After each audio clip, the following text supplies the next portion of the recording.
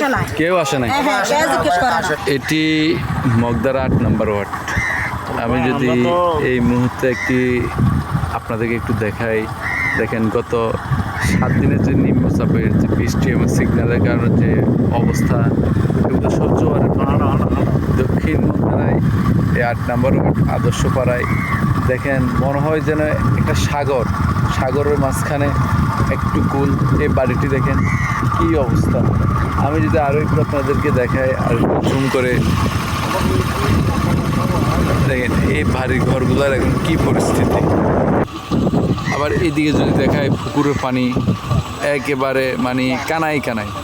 আমরা যে রাস্তাটায় দাঁড়িয়ে আছি, আমরা এলাকার লোক থেকে শুনতে পেলাম গতকালকেও নাকি এই রাস্তার উপরে প্রায় 1 হাঁটু পানি ছিল।